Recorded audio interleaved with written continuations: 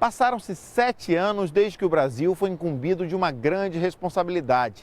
Agora, as 12 cidades sedes já recebem turistas e acompanham os primeiros jogos. Para a organização, foi um esforço imenso entregar todas as obras antes da abertura. E se por um lado houve protestos, por outro, sobra entusiasmo nos torcedores. O Caminhos da reportagem de hoje é sobre a Copa do Mundo de futebol. A coisa é assim tão séria? Não acredito que um jogo de bola, e sobretudo jogado com os pés, seja capaz de inspirar paixões e ódios. Era assim que pensava o escritor Lima Barreto no longínquo ano de 1918. Pois este jogo é capaz de colocar um país inteiro na expectativa. Por este esporte, os mais novos correm sobre a lama, debaixo de sol forte. Para quem não é mais criança, a bola mantém seu fascínio. Se ela entra no gol, é a consagração. Se passa bem longe dele, é um sentimento oposto, o de fracasso. Em 1950, ninguém falava em fracasso. Era a 4ª edição da Copa do Mundo e, pela primeira vez, a FIFA tinha escolhido o Brasil como sede. Era formidável para o brasileiro receber um evento, né, mundial, né, no qual viriam pessoas de todas as partes do mundo, delegações estrangeiras, ou seja, a gente teve todo o cuidado para receber essa gente toda. Uma Copa como a que o Brasil realizou em 1950, na minha concepção, é lucro. Tem a grande conquista do Maracanã, você erigir um estádio como o Maracanã em 1950 para um país que nem industrializado era, foi um grande feito. Salve, salve o nosso estádio municipal no campeonato mundial. No maior estádio do mundo à época, o Brasil venceu o México na estreia por 4-0. Mas logo na segunda partida no Pacaembu, em São Paulo, empatou com a Suíça. Resultado ruim para a equipe e inesquecível para seu Nelson Xavier, um dos muitos garotos que assistiram ao único jogo da seleção fora do Rio de Janeiro. Na época da Copa do Mundo, a simpatia pela seleção brasileira aqui em São Paulo não era boa. Tinha um ponteiro direito do Corinthians chamado Cláudio. E ele era o favorito para ser convocado. E no final das contas, o Flávio Costa convocou o Alfredo, do Vasco da Gama, que nem jogava na posição. Então aí você imagina o clima aqui. Eu lembro muito bem que eu estava aqui, antigamente era geral, que se chamava, e era toda de cimento. Não tinha cadeirinha, não tinha nada. E quando o time do Brasil, a seleção entrou, com aquele uniforme branco deles, levou, acho que 1/3 do estádio vaiou o time. Daí começou o jogo. O que aconteceu? Justamente aquele jogador, o Alfredo, que roubou a vaga do Cláudio, fez o primeiro gol, logo de cara. A Suíça empataria 14 minutos depois, mas o Brasil conseguiria ir para o intervalo com a vantagem de 2-1. Porém, no finalzinho do jogo, a Suíça empatou novamente. O ponto esquerdo, o Faton, chutou, a bola passou entre os braços do Barbosa. Na saída, depois dos 2-2, bandeiras da CBD foram queimadas. Saímos, ficamos todos aqui na frente do estádio, torcida, esperando o Flávio Costa. Ficamos 1 hora aqui na porta. Aí no fim ele saiu com o carro da polícia lá, porque a turma queria, não sei se queria agredir, mas pelo menos falar umas boas para ele, sabe? De volta ao Rio, o técnico Flávio Costa tirou os paulistas do time. Depois de 3 grandes vitórias sobre Iugoslávia, Suécia e Espanha, o país parou no dia 16 de julho. O Brasil estava na final contra a seleção uruguaia. Era o duelo de um favorito contra um azarão. Gandula, nos 3 jogos da Copa disputados em Belo Horizonte, seu Elmo Cordeiro tinha 16 anos quando desembarcou no Rio de Janeiro naquele domingo. Eu vim de carona num caminhão do pai de um amigo meu. Levamos 19 horas de Belo Horizonte até o Rio de Janeiro. Como muitos outros, o jovem Elmo chegou ao portão do Maracanã, mas não tinha ingresso. Eu estava na porta do Maracanã, entendeu? Esperando uma oportunidade para entrar para ver o jogo. Aí derrubaram o portão, aí eu e meu colega nós entramos. Eu nunca tinha visto tanta gente na minha vida, né? Eu tive preocupação até na hora de sair. Que eu fiquei no começo do corredor, que o Maracanã tinha umas entradinhas estreitinhas, né? E eu fiquei na ponta dos pés, porque não tinha mais. Sorte de seu Elmo antes de um azar monumental. Entre as mais de 170 mil pessoas que estavam ali espremidas, era difícil achar alguma que esperasse outro resultado. O Brasil seria campeão mundial de futebol pela primeira vez. Era assim que pensava a dona Nadir, que tinha 26 anos. Todo mundo entrava cantando, vamos ganhar, vamos ganhar. Todo mundo a gente não deve se confiar demais, né? Confiou demais, acaba fracassando. Eles estiveram sob uma pressão muito grande o tempo inteiro, inclusive do próprio treinador. O Brasil tinha 11 jogadores, todos clássicos, só jogavam com a bola no pé.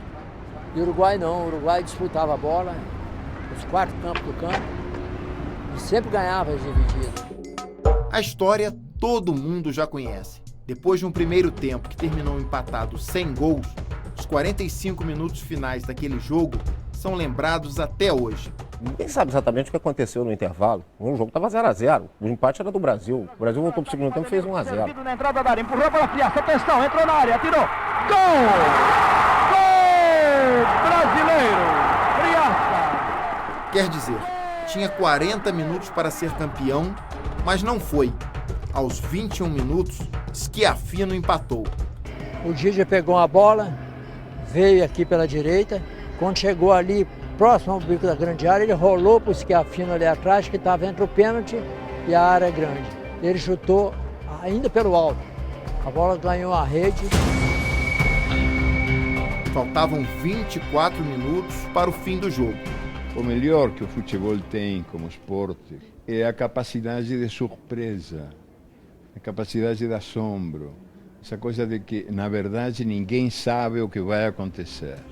Ninguém sabia, mas o Uruguai faria outro gol aos 34 minutos do segundo Está em tempo. profundidade ao ponteiro direito, corre Guidia, aproxima-se do gol do Brasil e atira! Gol! Gol do Uruguai, Guidia! E toda a culpa caiu sobre o goleiro Barbosa. Eu não gostava de chorar na frente de ninguém, então eu escondi para chorar em casa. Há registro de gente que foi ao Maracanã na final com o Uruguai, não conseguiu entrar e ficou de fora, esperando o público sair. Aquelas pessoas que estavam de fora só ouviram o gol do Brasil, pela vibração. Então pensavam que o Brasil era campeão do mundo. Só descobriram que o Uruguai havia vencido o jogo quando os portões se abriram e quem estava dentro saiu. Que tragédia tinha sido esportiva, né? A torcida triste, foi um baque, foi uma lição que serviu para que a gente ficasse alerta sempre, né? O ex-jogador Pepe tinha 15 anos quando o Brasil perdeu a Copa. Um jovem que sonhava em ser um craque de futebol. 8 anos depois, ele era um dos 22 atletas que defendiam a camisa da seleção no Mundial da Suécia. Meu pai tinha uma mercearia lá em São Vicente, que vizinho a Santos. Em 58 não tinha ainda televisão, e ele tinha um rádio desse tamanho. Ele colocava o rádio lá, todo o volume, e todo mundo ia lá no bar do Seu Macia ouvir os jogos da seleção brasileira, né? Então, o meu pai aproveitava para... vendia cerveja, guaraná, refrigerante. Havia aquela expectativa, puxa vida, será que vai dar 58? Primeira vez que eu fui à Europa, assim como o Pelé, como o Zito, e a maioria dos jogadores. Jogando o melhor futebol daquela Copa, o Brasil foi eliminando seus adversários.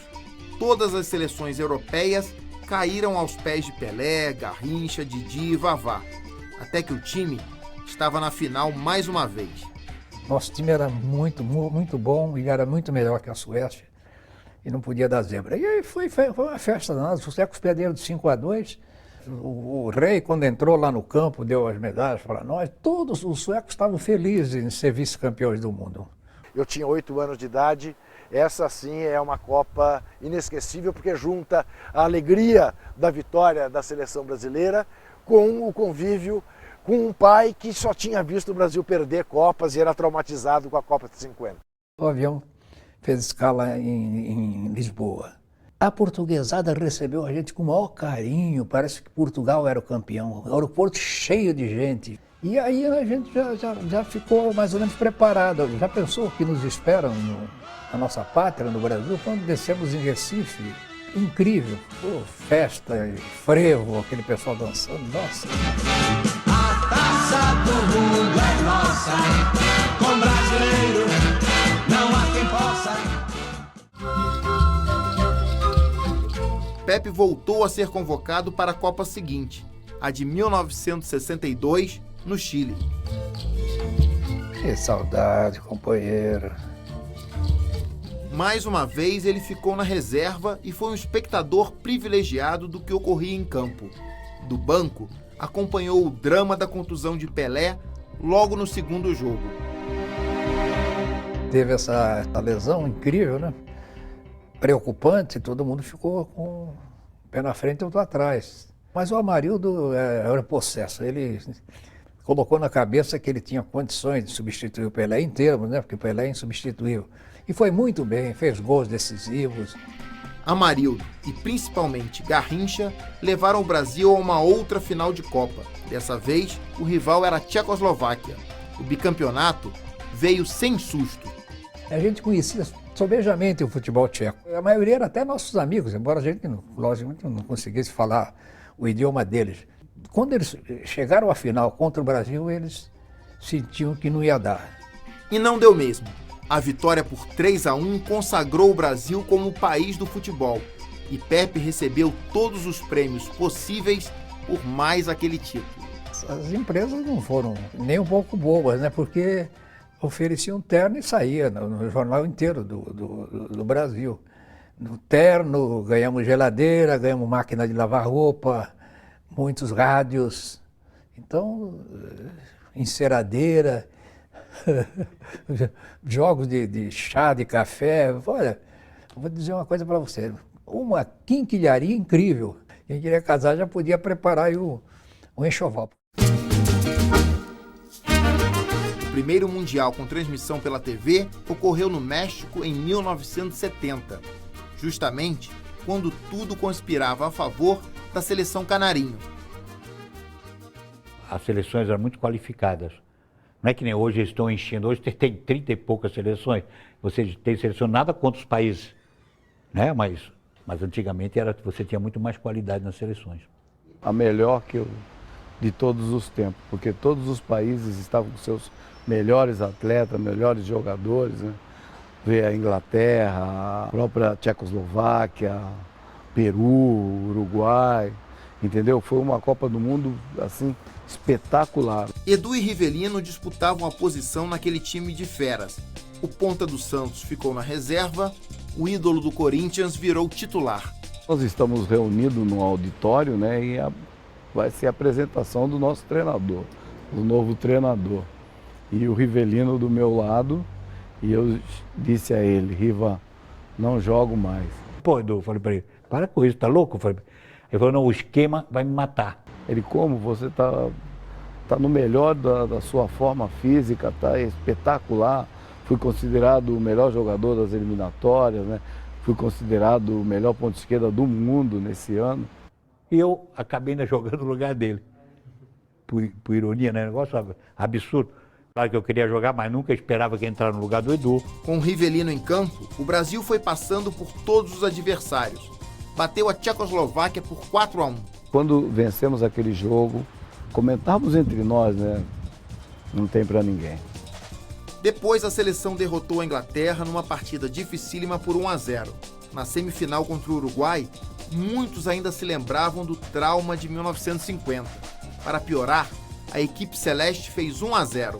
O empate veio com um chute certeiro de Clodoaldo, o único gol que o Meia marcou naquela Copa. Existia uma pressão muito grande por causa da história de 20 anos atrás que o Brasil tinha perdido a Copa aqui no Brasil, no Maracanã, frente ao Uruguai. E não tem como não se emocionar e não ver a importância que foi o gol para que o Brasil voltasse no segundo tempo e fizesse uma partida maravilhosa, vencendo o jogo por 3-1, que poderia ter sido 4, 5, né, das jogadas maravilhosas que o Pelé fez, naquela jogada que ele dá o famoso drible da vaca, que a bola não entra.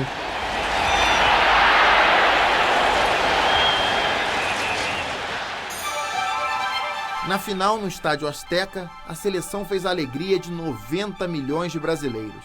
Depois de um primeiro tempo empatado em 1-1, os 45 minutos finais foram verde e amarelo. Eu senti quando agora eu sou campeão do mundo, quando o Gerson fez o segundo gol, 2-1. Depois do terceiro, aí do quarto então, mas no segundo gol do Papagaio, agora não tem como a gente perder. A festa já tomava conta das ruas quando o Brasil fechou a goleada, 4-1.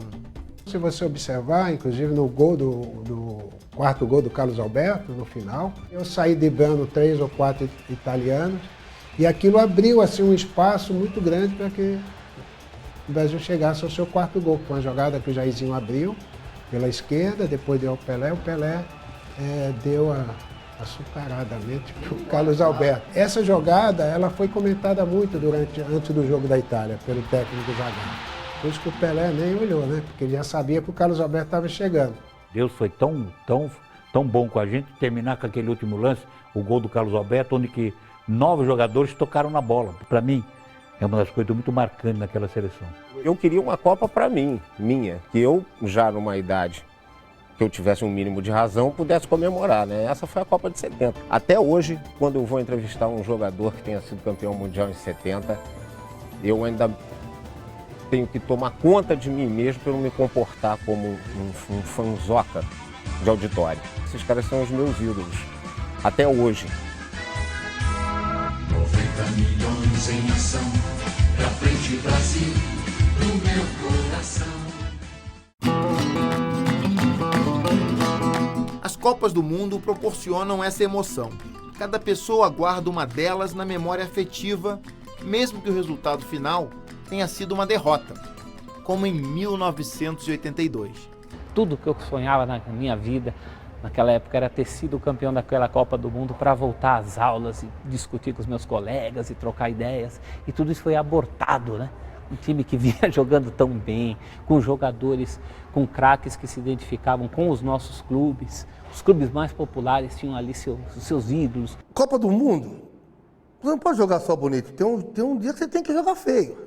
O Brasil pegou uma maneira de jogar que era só para frente, só para frente, só para frente e deu no que deu.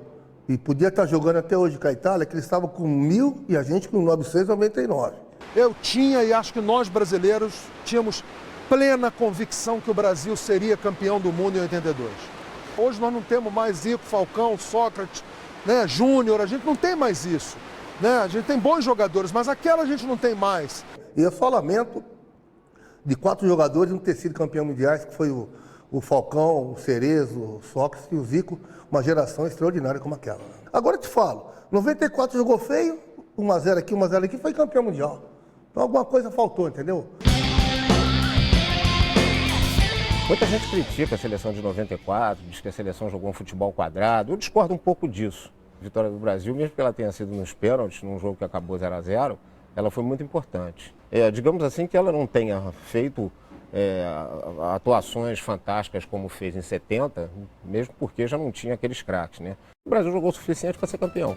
Tetracampeão em 1994, pentacampeão em 2002, ganhando os 7 jogos que disputou, a festa é sempre a mesma.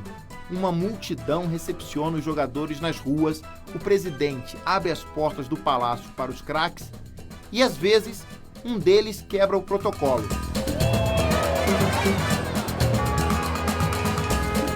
E agora? O que vai acontecer em 2014? O Filipão, o Parreira estão fazendo um trabalho de trazer de volta a seleção para junto do povo, do torcedor. E isso foi fundamental para que o Brasil chegasse hoje com um percentual alto de saber que se fizer as coisas certas, a possibilidade de conquista aumentou sensivelmente. E a gente tem que fazer o nosso deverzinho de casa, né? Acho que a Copa das Confederações já deu uma identidade, principalmente a recuperação da autoestima, daquilo que a gente sabe que a seleção brasileira pode produzir. O material é bom? É ótimo. O ambiente é bom? O ambiente é ótimo. Só falta você colocar isso em prática. Estou confiante no Brasil campeão mundial, estou mesmo.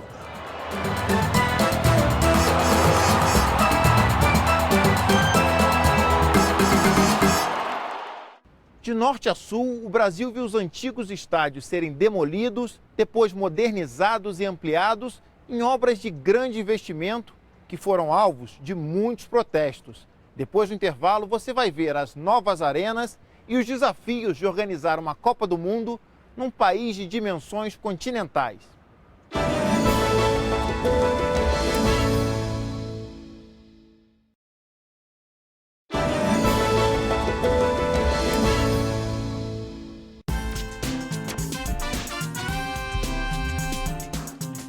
Brasil 1950. A 19 dias da abertura da Copa, a França manda um comunicado urgente. Desistia de participar.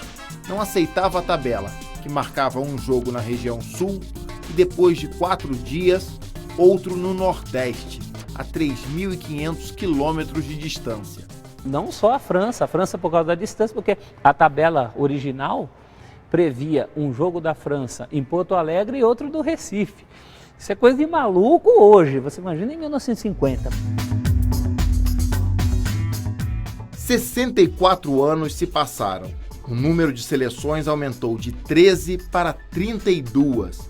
O país de dimensões continentais também ampliou o número de sedes em relação a 1950. Eram apenas 6. Agora, 12 capitais vão receber os Jogos da Copa 2014.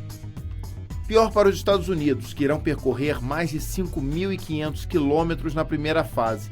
Começando por Natal, os americanos jogarão depois em Manaus e na terceira partida voltarão ao Nordeste para atuar em Recife. O sorteio dos grupos beneficiou a Bélgica, que na primeira fase atuará apenas na região Sudeste. O percurso entre Belo Horizonte, Rio de Janeiro e São Paulo não ultrapassa os 700 quilômetros.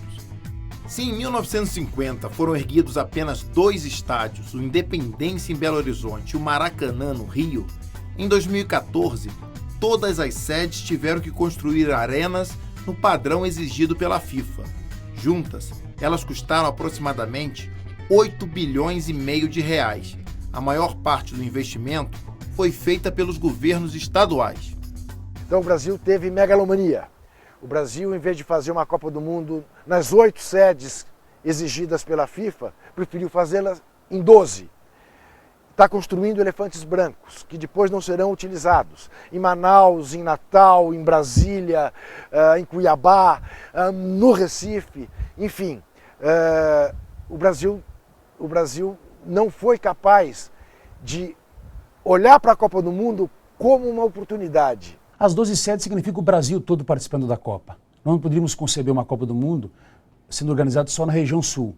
Ela está no Nordeste em 4 sedes, está também no Norte, na sede em Manaus, representando a Amazônia, está também em Cuiabá, representando o Centro-Oeste e o Pantanal, como está no Sudeste e no Sul. É uma Copa nacional.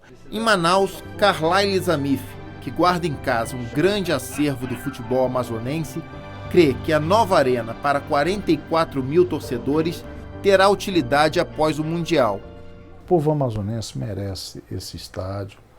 Na época que foi construído o Teatro Amazonas, poxa, um teatro no meio da selva amazônica. Está aí o teatro. Hoje é um cartão postal da cidade.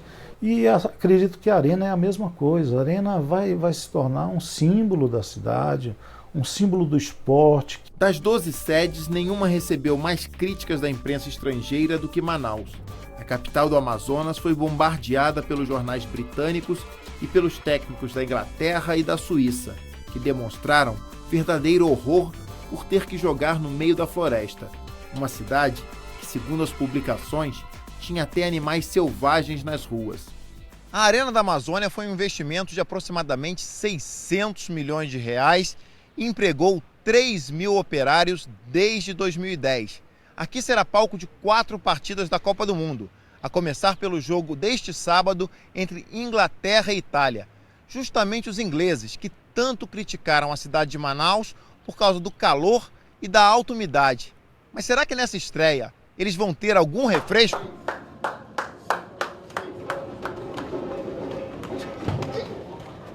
eles vão sentir realmente, qualquer horário vai realmente sentir esse clima, que é um clima úmido, você desgasta muito, você perde muito líquido, e não é só o líquido, é o desgaste mesmo que vem, que é o natural do clima amazônico. A tabela da Copa teve que ser ajustada após as reclamações.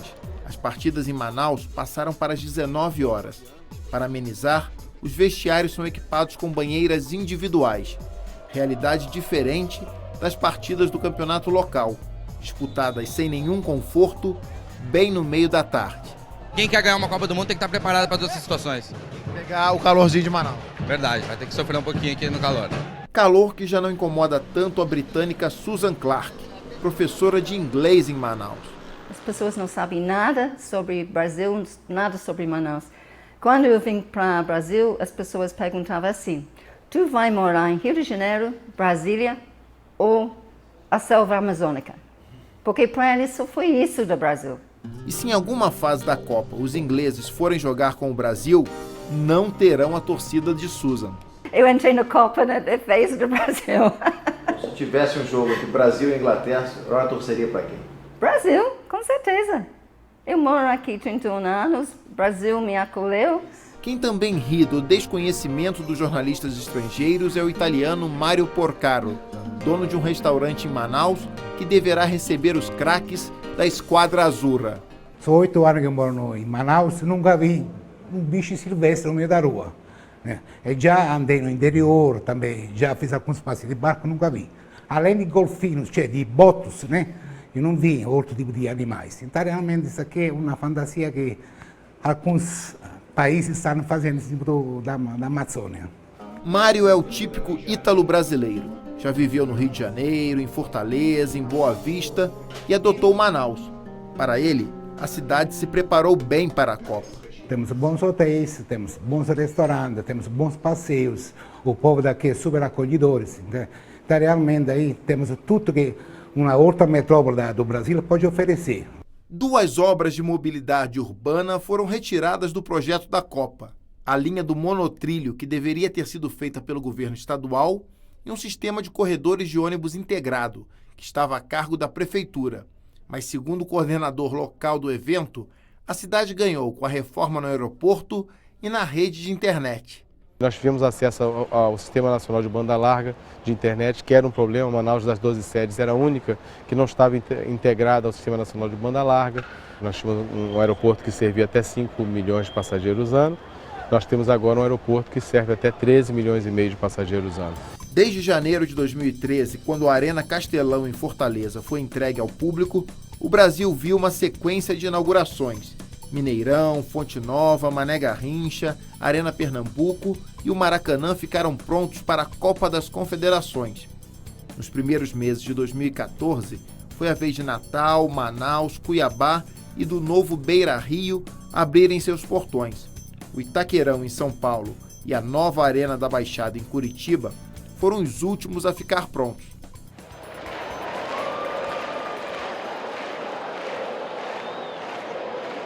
A cada estádio inaugurado era feito um evento teste. É como se fosse uma prova de fogo para o comitê organizador local verificar se tudo está dentro do padrão FIFA. Para os torcedores, era mais que isso. Era como um sonho. Dá até para imaginar como vai ser na Copa. A Copa é uma coisa que a gente está esperando já há um bom tempo e eu acho que vai ser surpreendente. Na Copa vai ser melhor ainda, né? Tem tudo para ser melhor, até porque vão estar vários turistas aqui, né?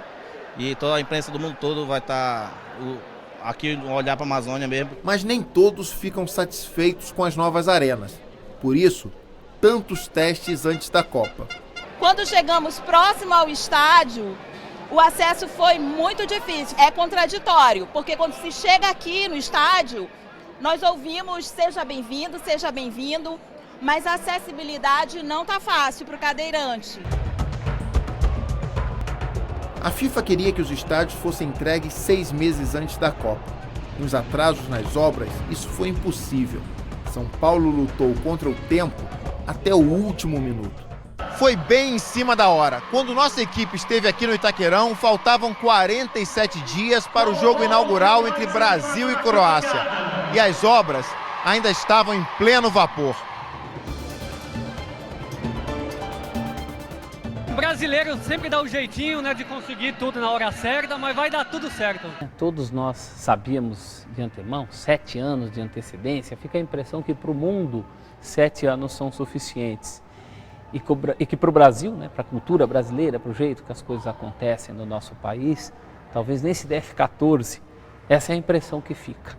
Agora, também ficou a certeza de que no fim tudo daria certo. O estádio, ou privado ou público, ele enfrentou ou acidentes, como o caso do Corinthians, que teve 2 acidentes, com mortes inclusive, com interdição das obras, né? Ou no caso do Mato Grosso, uma disputa com o Ministério Público em torno do preço das cadeiras, isso demorou 70 dias. Mas, de qualquer jeito, o mais importante é que todos os estádios já foram testados. O último foi o do Corinthians, fez um evento teste com muito sucesso. No ritmo acelerado das obras, 9 operários perderam a vida. 4 em Manaus, 3 em São Paulo, 1 em Brasília e 1 em Cuiabá. Qualquer morte é uma tragédia. As da Copa tiveram mais visibilidade por razões óbvias, né? Mas todas elas, naturalmente, são indesejáveis e devem ser evitadas. Antes das obras também ocorriam tragédias. As novas arenas foram construídas para trazer segurança aos torcedores. É o caso da Fonte Nova, que funcionava em condições precárias. Em novembro de 2007, com 60 mil pessoas na plateia, uma parte das arquibancadas veio abaixo. 7 torcedores morreram. O estádio foi inteiro derrubado. Em abril do ano passado, ao custo aproximado de 690 milhões de reais, foi inaugurada a nova arena, com capacidade para 55 mil pessoas. É um estádio de primeiro mundo. Da outra ficou a desejar, tanto que chegou a cair. Agora não tem mais comparação. A arena hoje é tudo para nós aqui baiano, né? É um estádio novo, um estádio de Copa do Mundo. Inovação, né? Modernidade, conforto. Os corredores de ônibus previstos inicialmente na matriz da Copa foram substituídos pela expansão do projeto do metrô. Só uma parte da obra tocada pelo governo estadual ficou pronta para o Mundial. Um dos principais legados que a Copa propicia, não pela sua execução no tempo da Copa, não é? Mas para aquilo que fica para a cidade depois que a Copa passa, não é? E aí, sem dúvida que a Copa agiu, ela atuou, né, enquanto evento, como uma espécie de indutora de aceleração desse projeto. Brasília conseguiu inaugurar o estádio Mané Garrincha em maio de 2013. A arena mais cara da Copa custou 1 bilhão e 400 milhões de reais, segundo o governo. Mas para o Tribunal de Contas do Distrito Federal, o valor final ficou em 200 milhões acima disso. Com 72 mil lugares, a administração achou uma fórmula para justificar a construção gigantesca: importar times de outros estados para jogar na capital. Pela própria estimativa do próprio governo de lucro que ele pode gerar por ano, ele demoraria 1.147 anos para repor o investimento. Segundo o governo do Distrito Federal, esse cálculo é equivocado. Já foram feitos 43 eventos no novo estádio. 800 mil pessoas marcaram presença. O dobro do público registrado em 36 anos no antigo Mané Garrincha. A expectativa é que o investimento se pague com mais atrações culturais e esportivas para a capital, gerando emprego, movimento no comércio e aumento na arrecadação. Tomara que seja muito bem utilizada. Agora, é claro, em prol do futebol, em prol de outros esportes também, claro. Principalmente por causa de shows, né? Para não ficar parado um elefante branco, né? Tanto que custou caro, né? O problema é que o preço do ingresso ficou mais caro para o torcedor. Está dando problema até no Rio de Janeiro. Você está vendo o Maracanã vazio. Os ingressos estão muito caros para o salário do povo brasileiro. Os estádios, de fato, vão ter um custo maior porque hoje são arenas com uma manutenção mais complicada, com serviços mais caros, mas há a ideia de uma política de subsídio cruzado, ou seja, você cobra alguns lugares com um preço maior para cobrar menos da população mais pobre para que ela não seja excluída dos estádios. Muita gente ainda vai passar pelas catracas das arenas. Uma multidão de quase 3 milhões de torcedores vai assistir aos 64 jogos da Copa. Esse é o número de ingressos vendidos. 60% foram comprados por brasileiros. Aproveitar que não é sempre a Copa aqui no nosso país, né? Tem que aproveitar. A gente pelo menos está conseguindo curtir um pouquinho da Copa, mesmo que não seja Brasil, né? O que eu acho que é muito importante para todos nós brasileiros mostrarmos como é um evento de grande nível e que a gente sabe fazer muito bem. Outros países também terão muita torcida por aqui. Caso dos colombianos, que adquiriram mais de 51 mil ingressos. Mucha gente porque somos aficionados al fútbol y creo que sí somos como el tercer país después de Brasil y Estados Unidos en compra de boletería para la Copa Mundo. O governo espera que 600 mil turistas estrangeiros venham para a Copa, deixando por aqui uma quantia de 6 bilhões e 700 milhões de reais. Só os norte-americanos compraram 187 mil ingressos. Cada turista vai aportar no Brasil, eles vão deixar pelo menos R$ 5.500. E o turista nacional ele deixa em média R$ 1.500. A gente está falando de um público que gasta mais, esse público que vem para a Copa do Mundo, ele gasta mais do que o turista convencional. É depois da Copa, ou nos meses que se seguirão à Copa, que a gente vai saber se os turistas ficaram satisfeitos e se eles pretendem voltar aqui. Se eles ficaram satisfeitos e pretendem voltar, é sinal de que houve algo positivo. O Brasil agora tem 30 dias pela frente para mostrar que, além de bola no pé, conseguiu passar num teste bem mais difícil. Hoje, bem ou mal, cumprimos, né? A Copa começou, a Copa está em andamento. Pode não ser a melhor Copa de todos os tempos, para os padrões mundiais pode parecer pouco, para os padrões brasileiros é uma conquista.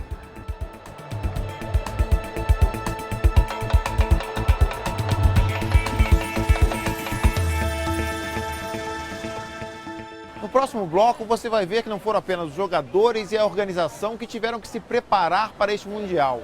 Os torcedores também vão fazer bonito durante a Copa.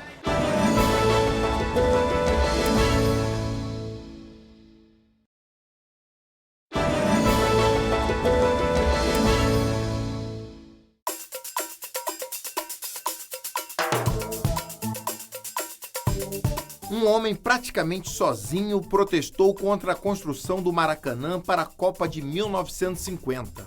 O vereador Carlos Lacerda. O político queria um estádio menor em outra área da cidade. A construção do maior estádio do mundo custou, naquela época, o equivalente a 437 milhões de reais na moeda de hoje. Eu acho que o que havia era uma briga política, não um protesto ou protestos como existem hoje. Até porque você não tinha essa condição de conscientização das pessoas por rede social, pelos veículos de comunicação que tem hoje. Em 2013, durante a Copa das Confederações, as manifestações eclodiram em todo o país. A insatisfação com os gastos tomou as ruas do Rio de Janeiro, São Paulo, de Brasília. Professor de Geografia, Danilo foi às ruas de São Paulo muitas vezes. Por mais que goste de futebol, ele é um dos integrantes do Comitê Popular da Copa, uma articulação que não aprova o Mundial no Brasil. O comitê ele questiona não só a elitização do futebol dentro de campo, né, em que os jogadores cada vez valem mais, as camisas valem mais, mas o que acontece na arquibancada e o que acontece ao redor. Esse futebol está sendo transformado num circo como a Fórmula 1, ou num carnaval como elitizado como que a gente tem hoje no Sambódromo, que o ingresso é muito caro. A pergunta que a gente faz é Copa para quem? Para quem que serve essa Copa? Quem vai ser beneficiado com essa Copa? A população brasileira, como todo o país, porque se você pegar o legado material, as obras que estão sendo feitas em todas as cidades sedes e suas regiões metropolitanas ficará para a população. Um aeroporto melhor, projetos de mobilidade, portos reformados, investimentos na área de segurança, telecomunicações e turismo, tudo isso deixa um legado importante para a população brasileira. Muitas obras não estão acabadas, os aeroportos não foram reformados, as obras viárias não foram feitas, as obras de mobilidade urbana não aconteceram. Talvez seja a primeira vez no Brasil que a gente parou para fazer investimentos, sobretudo em infraestrutura, com prazo para terminar, né? Então a gente tinha prazo para começar, prazo para terminar, e isso foi muito bom para o setor de turismo, né? Ainda que nem todos os investimentos tenham sido concluídos da forma esperada. Assim como a Copa é uma catalisadora de capital, de especulação imobiliária, que gera muito dinheiro para empreiteiras, para patrocinadores e para a FIFA, ela também está servindo como uma catalisadora dos movimentos sociais que estão trocando experiências, reconhecendo um a luta do outro e criando um legado para a Copa, um legado social da Copa, que é o legado da luta. O comitê articula manifestações até o fim do Mundial em várias cidades sedes. A liberdade de manifestação é um direito constitucional. Nós temos que garantir a liberdade de manifestação, a possibilidade do cidadão dizer o que ele acha. Agora, não podemos aceitar abusos de quem quer que seja. Abusos de manifestantes que, porventura, queiram utilizar manifestações para praticar atos ilícitos, abusos de autoridades que, porventura, queiram incorrer na prática indevida do excesso de poder, do abuso de poder. Se os manifestantes se prepararam, o governo reforçou o esquema de segurança para a Copa. Os Ministérios da Justiça e da Defesa investiram 1 bilhão e 900 milhões de reais na operação, que contará com 157 mil agentes das polícias militar, federal, rodoviária, civil e das Forças Armadas. Qualquer coisa que eles vierem fazer contra a seleção brasileira ou contra a Copa vai acabar afetando em relação à imagem do povo brasileiro. Então tem um pouco de calma, a Copa do Mundo está aí, vai passar, e depois da Copa vamos lutar sim pelos nossos direitos.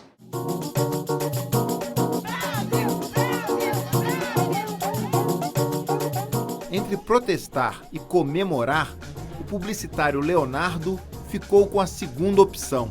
E apesar de toda essa controvérsia de Copa do Mundo, a gente acha que o ideal agora é incentivar e fazer uma festa legal. Quem encontrou uma oportunidade na Copa foi Paulo Gini. Sua coleção de camisas de futebol está circulando pelas 12 cidades sedes e conta com raridades, conquistadas com muita paciência e investimento. Comecei a comprar, ir atrás das famílias dos jogadores, de várias formas, leilão lá fora, e hoje o acervo tem mais de 4.500 peças usadas em jogo. Relíquias tão bem preservadas que fizeram do empresário de 36 anos o maior colecionador de camisas de futebol no mundo. Tem a camisa do Ademir de Menezes, da final da Copa de 50, que é a camisa branca ainda, que ele usou na final, ele foi artilheiro da Copa. Então é uma camisa que não traz lembranças boas pra gente, que a gente perdeu a Copa, mas foi onde começou tudo. O hobby virou coisa séria e ele continua na busca por algumas raridades. Eu não tenho camisa da Copa de 38, então quem tiver uma camisa da Copa de 38 pode me procurar que vai entrar pro acervo. Diferentemente do colecionador, muita gente quer mesmo a camisa atual da seleção, para a sorte dos lojistas da Rua 25 de Março, em São Paulo.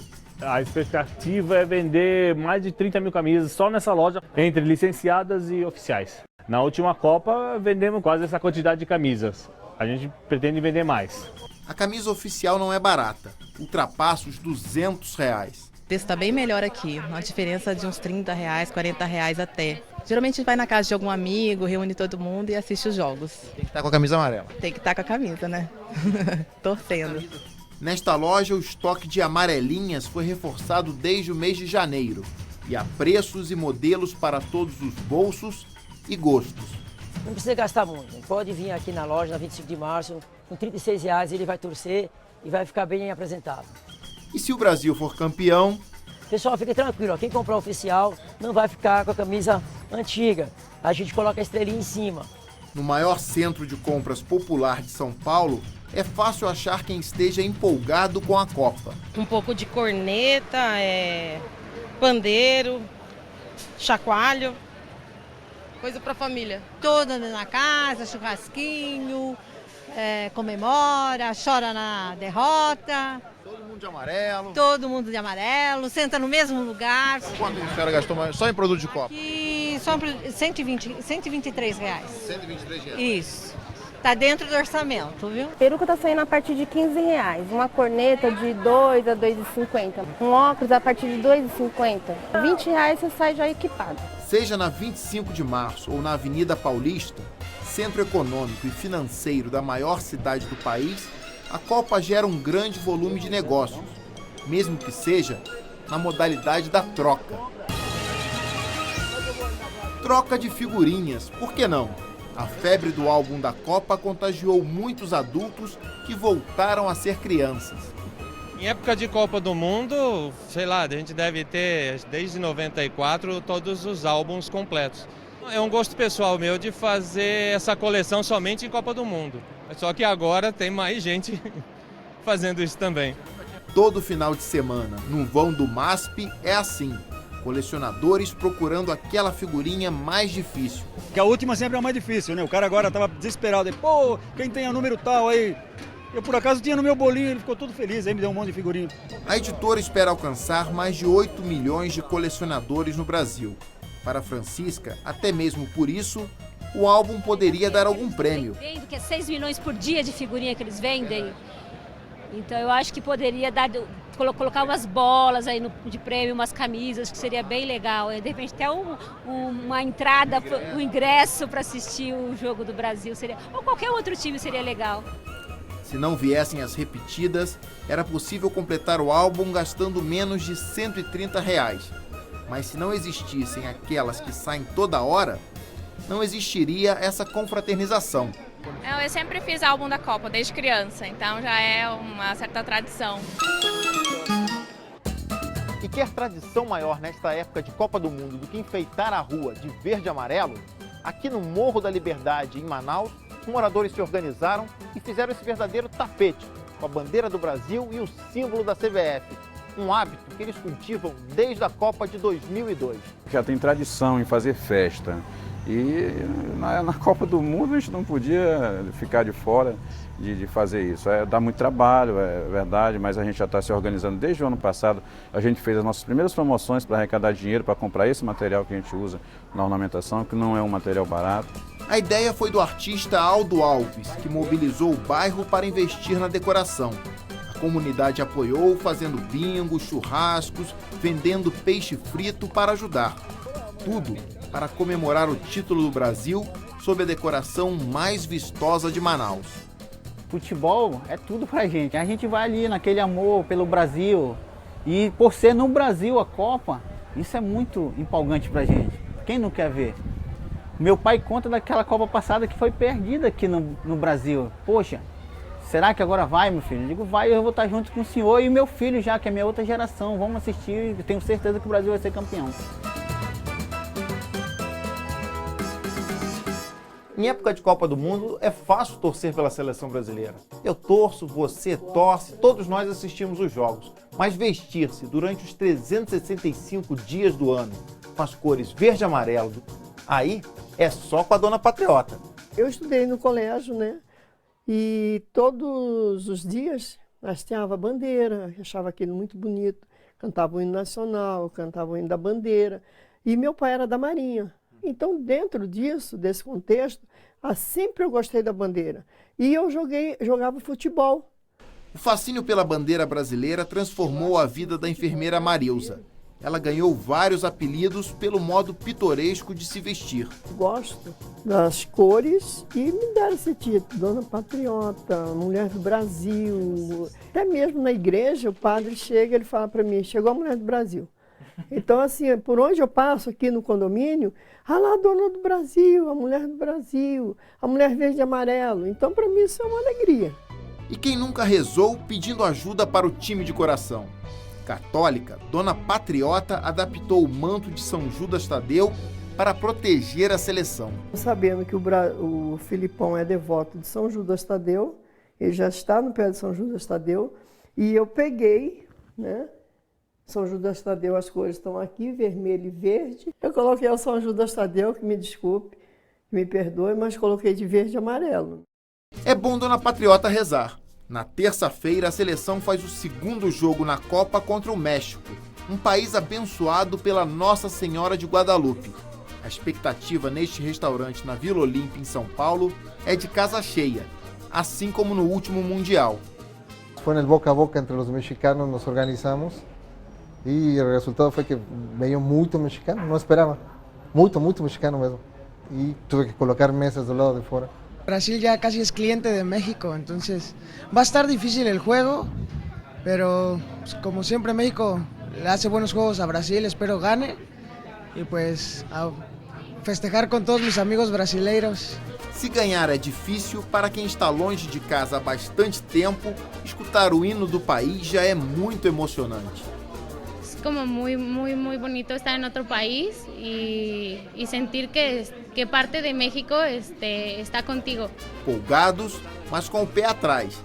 Desde a Copa de 1994, o México cai nas oitavas de final.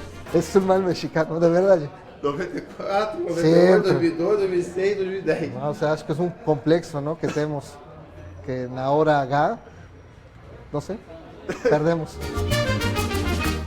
Estádio Mané Garrincha em Brasília, a seleção brasileira já no campo, é a Copa do Mundo do Brasil que você vai conferir aqui, a expectativa do Hexa, a expectativa de mais um aniversário, pra frente Brasil, vamos juntos nesta emoção! Até mesmo quem é da imprensa não esconde a paixão.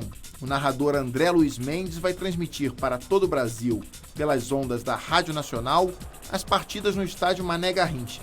E não tem dúvidas, vai deixar a emoção correr solta. É impossível não torcer para o Brasil. É impossível não se envolver emocionalmente com a seleção brasileira. É impossível quando esse estádio balança, quando treme, quando o torcedor grita, você não ter essa mesma sensação. E às vezes eu acho que é isso até que é um aditivo para o narrador também. Ajuda também você a você às vezes buscar a emoção. Pelos próximos 30 dias, as emoções estarão à flor da pele. Dentro ou fora dos estádios, pelo rádio ou pela televisão, nos gramados ou nas ruas. É o Brasil querendo confirmar mais uma vez a fama de país do futebol.